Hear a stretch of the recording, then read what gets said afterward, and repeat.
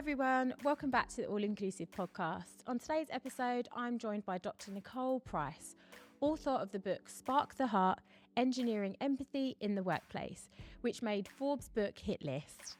Dr Price is also a renowned keynote speaker and the CEO of Lively Paradox. We discuss the transformative power of empathetic leadership, practical steps leaders can take to foster an empathetic workplace, and the significant impact empathy has on diversity, equity, and inclusion efforts. As always, before jumping into the video, make sure you hit that subscribe button, turn on your notification bell, and follow on your favourite podcast platform so that you never miss an episode. That being said, let's jump in. Hi, Nicole. Hello, how are you? I'm good. How are you? I'm doing very well. Let's jump straight in. You were once a skeptic of empathy in leadership. You've now turned into a champion for it. Tell us a little bit more. What were those pivotal experiences that you had that changed your viewpoint on empathy? So I fundamentally believe that there are two ways to learn empathy. One of them is painful and one of them is pleasant. And the painful way I think most people are familiar with, it is through life's experiences and circumstances that we become just a little more empathetic and compassionate. Elizabeth Kubler-Ross is quoted as saying, "Beautiful people don't just happen." And so when I think about people who are some of the most empathetic people in the world, they've known great loss. They've known incredible challenges, and that has, for some of them, caused their hearts to break wide open and to reevaluate the world and think about it differently. But there's an easier way to learn too, and that's in a classroom, which is what my book is about. What is the blueprint for teaching empathy to people when they don't have it? Because it is absolutely a learnable skill. When I think about my personal experiences, it's been a combination of both. So I've had people in my life who have worked with me over years on specific things and ways in which I can be a little more empathetic and compassionate. That's one. But two, great loss, identity shifts have just landed me in places at work specifically where I realized that every single person is showing up at work as an employee, as a leader, but also people are carrying great burdens sometimes. And this adage that they can leave that at the door, one, it does not happen. But two, I think it's getting in the way of us being able to do our best work and show up as our best selves every day. Oh, great. It's really interesting. So you did mention your book, which is Spark the Heart, Engineering Empathy in Your Organization. And in that, you do elaborate a little bit more on how empathy can transform an organization. So can you share with us some examples or a example on where that has done just that? So you found that empathy did really transform an organization's culture. I think there are some ways that are not life or death, but I like to start with the life or death situations because most of us are not working in life or death situations, and that's in hospital systems. So it's been proven that if I have a more empathetic physician, not one who's smarter, not one who's more tenured, but one who's more empathetic, who listens carefully, who is paying attention to their patients, understanding them, their lived experiences, what they will do, what they won't do. I am more likely to have better health outcomes than if I have a physician who lacks empathy. And that's been proven from things like hypertension, diabetes. And when you consider that someone's A1C score, or the measure for which we determine if your diabetes is under control or not, being impacted by the empathy of their physicians, for me, that was mind blowing. And I think when you see that kind of evidence based data, it causes me to pause to say, what could we do for people in those areas where, yeah, we're mission driven for sure, but it's not directly related to my bodily health. What could we accomplish if we were building the capacity for leaders and our employees to be more empathetic every day? Oh, great. That's a really good example. I think because it's an example which can be relatable to everybody. Like at some point in our lives, we have unfortunately experienced a little downturn in how we're feeling and in our health, or we've had loved ones that have taken a turn for the worst, unfortunately. And I think that's one thing for me that's been a key game changer, is that when they have got that person, that professional, that medical professional that is really listening to what they're suffering with, where's their areas of concern and how can they better help them, rather than just going with whatever the textbook has told them, right? How do you find, or how does empathy intertwine with diversity, equity and inclusion? It's interesting that you would ask that question because I believe that at some point, even I thought we don't need more empathy. What we need is more people being held to account, um, to make sure that the spaces are not homogenous, that they are inclusive, and that people are being treated equitably, just, and fair. Um, and let me also just say my caveat that empathy is not the panacea. It is not the one thing that's going to fix everything. I know that for sure. And there's a man, Professor Dr. Paul Bloom, who's written a book, The Case Against Empathy, which I think is a fascinating read, if anybody has an opportunity to read it, which is basically just saying humans are not going to do right. They're not going to do right, and so therefore you have to make them do right. And in some ways, I think yes, that is true. But I think about empathy just like I think about DEI, or diversity, equity, and inclusion, in three different ways. There's the personal dimension. Natasha, when you and I are engaging with each other, I have my work to do to make sure that I understand you, that I'm viewing you as an individual and not part of your larger group. I'm listening, I'm building relationship. That's hard to do. And that's hard to do related to DEI too, to see a person and not think about their entire group because we have biases and stereotypes that get in the way. But the moment I get a leadership role, it's not just about my personal relationships. I now signal to people what the climate should be like. And it is my responsibility as a leader to create a culture that advances the mission of my organization, whatever that is. And so when I think about leaders who have a personal bias that gets in the way, well, we can't let that be. The system needs to protect people who are being left out, left behind, being treated unfairly. The same is true for empathy. If I know that I have a leader, and I think it's worse on the empathy side, if someone's good at what they do, we'll let them be a little less empathetic. We'll overlook it.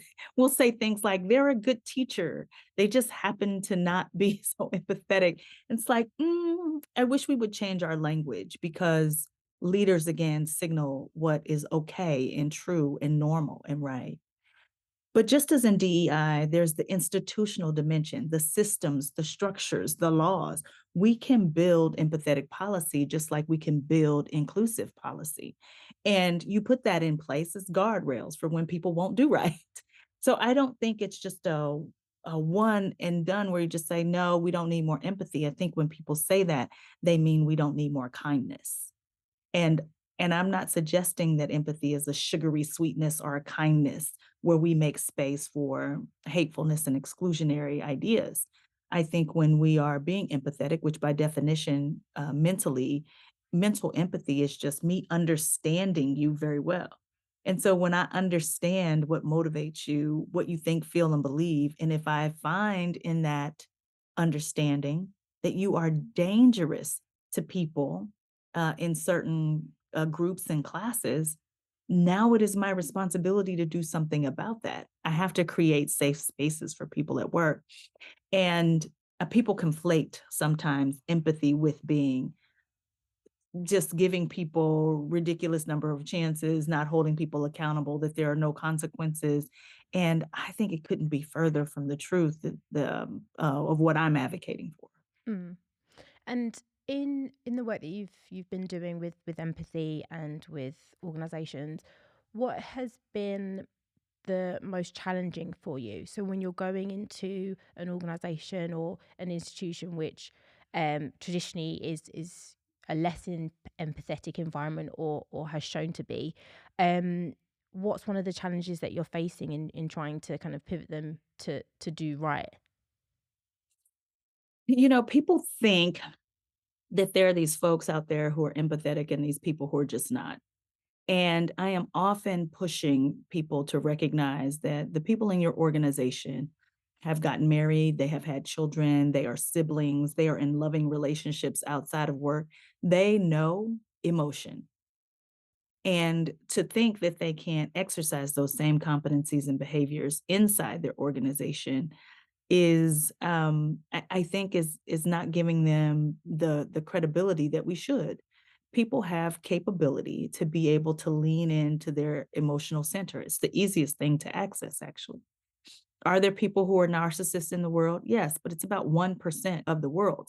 So if we're thinking about most people, generally, when we're considering what's considered a logical decision maker, it is someone who separates their emotions from their decision making. And I would argue just because you haven't cried in 8 years, that does not make you any more logical than anyone else. It's probably an indication of some kind of trauma response. And so what I'm trying to get people to do, and which is the hardest, is to not necessarily feel like I want you to have an empathy circle at work where you all are sitting around holding hands, talking about your deepest feelings, but at least be in touch with your own emotional core. How are you feeling today? So that you're not blowing some of those negative things you feel through other people unjustly. And I think that's been the hardest thing because at work, people are not all that open to feeling necessarily. They want to talk more about what do we think about things and less about what we feel about them. And I'm just also thinking as well is sometimes do you find like a lot of people's like gender biases play into how they perceive empathy as well? So I mean, especially in a workplace, a lot of people probably would assume that, oh well, a lot of women, well, us women in general, they're a lot more in touch with their feelings, their emotions, so they wouldn't have an issue with being more empathetic, right? And it's only men who's got this problem. So do you find that? Yeah, and then I asked them, have they ever worked in an environment where, education, for an example, where most of the educators are women, and tell me if everyone is empathetic. And the answer to that question is no. You'll see the exact same, um, I guess, range of experiences that you see in just the general population. So while women are socialized to be more empathetic, I think by nature we're probably closer to the same. Here's what happens though. I ask people to think about their favorite leader, male or female, and you can pick someone who's current or someone in the past, someone professional or personal. It doesn't matter to me, just someone you would say, it's my favorite leader. I even tell people they don't even need to know the person. So I could pick Nelson Mandela from South Africa, who's been long deceased, right? You can pick anybody that you are inspired by. And then I ask them to give me 10 to 12 characteristics of that person. And so for Nelson Mandela, I might say forgiving. I might say was decisive. He knew how to bring people together, measured, thoughtful, listener, compassionate. All the whatever things you want to describe about your leader. And then I ask them to separate their list into two categories: characteristics that they perceive to be more soft skills or emotionally intelligent skills versus hard skills or intellectual horsepower. And I've been doing that exercise now for almost 20 years. And except for maybe one person, the list is overwhelmingly that you like more emotional intelligence skills and things that we consider to be more feminine characteristics and traits when we are being led. And what I think is fascinating about that, though, is, and this is where DEI becomes so important in us educating people about bias, is that when we think about who makes for a good leader, we tend to put women at the bottom of those lists in our heads. However, the characteristics that we say we value are the ones that we would term or name as feminine characteristics. So I think that's interesting. And I also think that it's interesting that no matter what the gender is of the leader you pick, you're going to come up with more feminine characteristics if you're going to label those characteristics from a gender um, way at all. And so I just push people to live according to their own values. If these are leadership characteristics you appreciate, empathy can't sit on a bed of hypocrisy. You must then show up in these ways for the people who report to you. Oh, that's interesting and fantastic exercise as well. It's Feel free to steal it. so I mean that actually leads me on to kind of my next question a little bit. Actually, I think is that for leaders that are inspired by your insights today and that want to embrace empathy more, what are some practical steps you would recommend that they start taking? I tell the story in the book about my mom being killed by a drunken driver. And when you get to hear his story, he was not really raised in a beautiful, loving environment. He was in and out of foster care. Only his grandmother seemed to care about him. And then she died. And when she died, he started to numb his feelings with drugs and alcohol and had stolen a car, ran a red light, mowed over my mother, and then left her there for dead. And what I had to think about, though, when we were as part of the murder trial, and this was not immediate, when it was time to give the victim impact statement, was I going to just talk about the impact on me as a person, or was I going to also talk about who my mother was? And who my mother was a great humanitarian who's who shared with people, who was the person there when people were getting out of prison, to help make sure that they could integrate back into society, who was the cook for the entire community and for the church. And my mother would have considered what happened to him as well as what was wrong with him that day. And so I told that story, and the primary question I get, Natasha, is, well, you want me to empathize with my lowest performer. You want me to empathize with the person who's the least accountable. You want me to empathize with the drunken driver who's going to run over someone. And I love when I get that question because that's actually not what I'm asking people to do, even though I know that's possible. I'm asking people to start empathizing with the people they think deserve it the most so that they can build their capacity in their practice.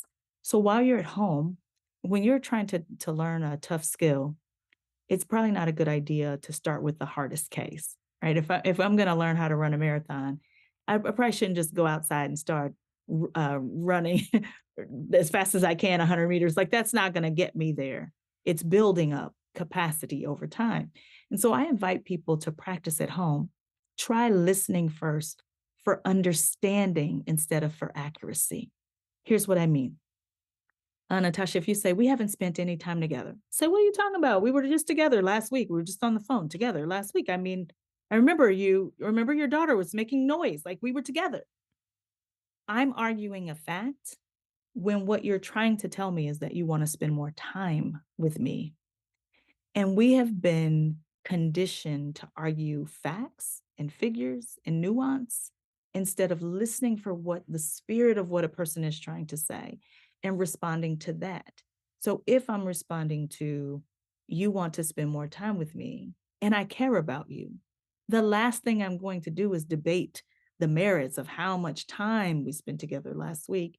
And so that's one of the first things I invite people to do in order to build their empathy muscle. Another thing that I think is helpful inside organizations, we all have those groups and divisions and departments where they just irritate us. Like, oh, they don't get work to us on time, or they're always asking for too many different changes if we give work to them. Right. I I say that the empathy walk is the biggest empathy builder I've ever seen.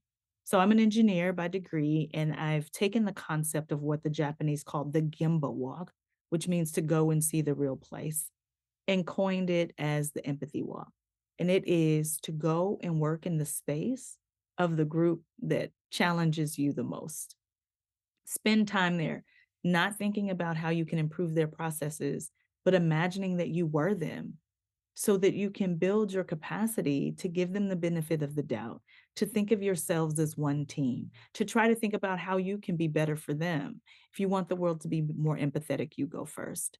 So I think those two areas are two good places to start. Wow. Firstly, I'm so sorry to hear of your loss for your mother. Thank you so much for sharing that with us. And in addition to that, everything that you have said in terms of practical steps for empathy is extremely insightful. And for me, even when I think about myself, and I always talk to myself like, oh yeah, I'm an empathetic person. Like, yeah, I think I'm a kind person. But actually, from what you've just said in terms of steps, like those are definitely things that I can name maybe 3 or 4 times where actually I've had those actual conversations where I've had a friend call me and say like, oh, like I haven't spoken to you in so long, like what's happening? And I literally was like, no, like what do you mean? Like we were just at an event, like we just had like a baby shower. I just saw you there, like we had a chat. But yeah, it's I think it's taking that extra step and actually really listening and reading between the lines. Um, I totally can see that. Thank you so much for sharing that. It's amazing.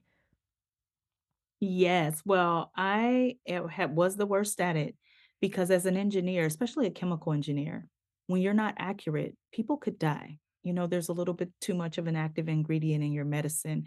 The bomb doesn't go off exactly where it should. Just there's too much chlorine in the water, and now everybody has skin conditions. Accuracy is important, except for when we're problem solving processes.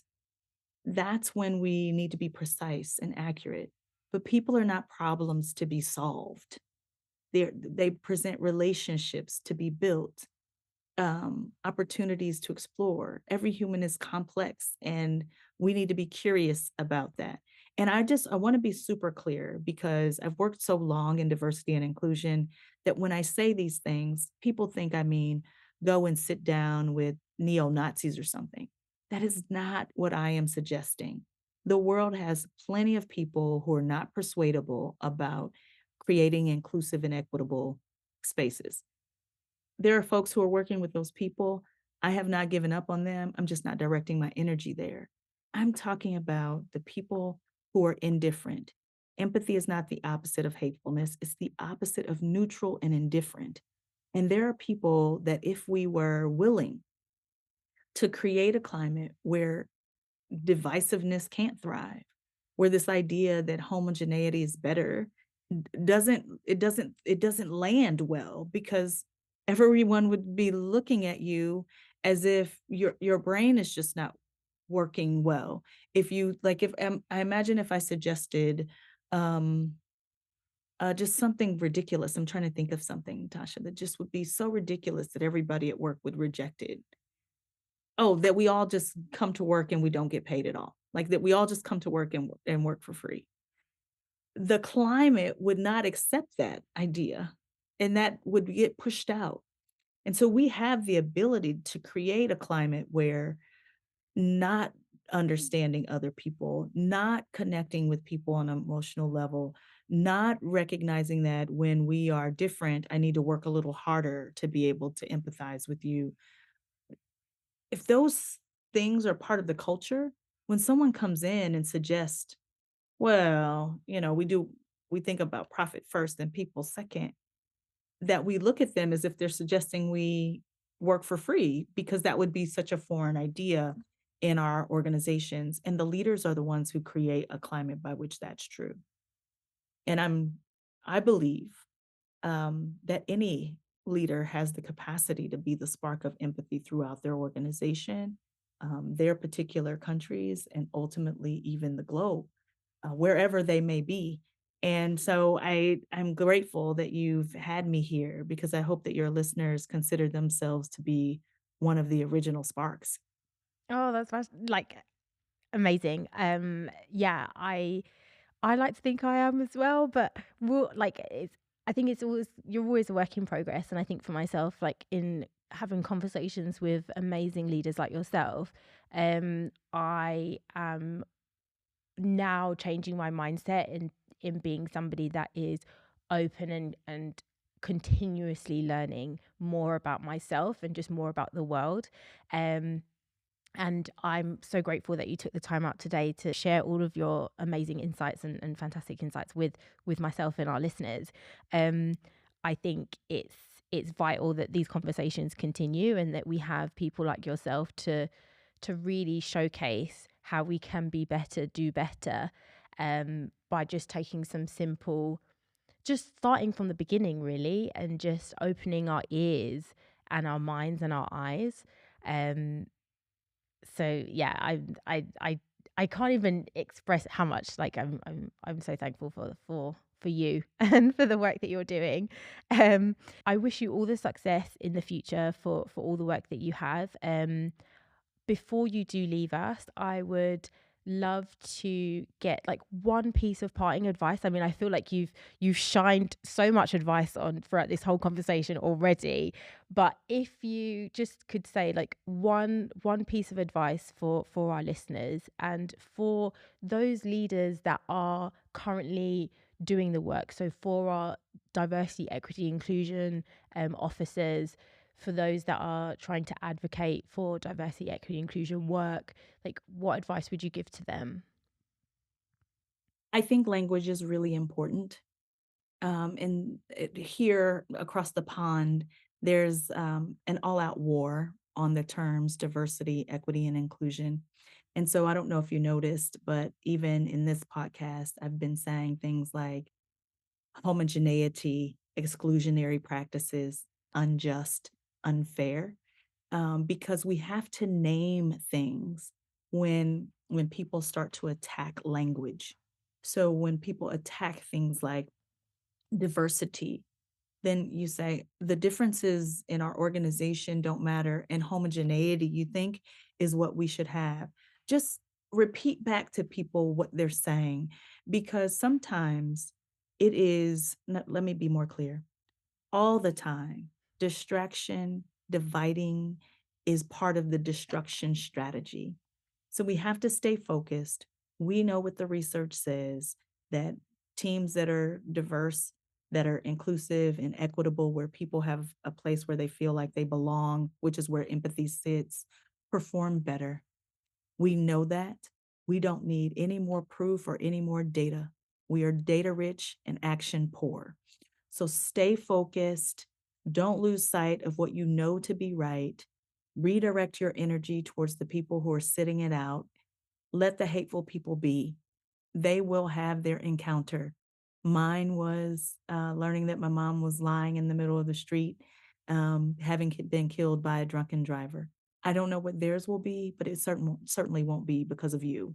So work with the willing. Oh, that's lovely. Thank you so much again, Nicole. Throughout this conversation, I hope our listeners have understood clearly that empathy is not just a feel good thing, it's a strategic imperative for us all. And thank you so much. It has been my pleasure. Please let me know if there's anything I can ever do for you. Yeah. Oh, and also for those listening, if anyone wants to connect with you, learn a little bit more about your work, and also purchase your book, which I shall be linking below, how can they do that? DrNicolePrice.com, DrNicolePrice.com.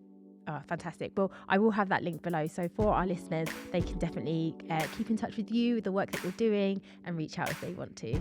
Thank you, Natasha.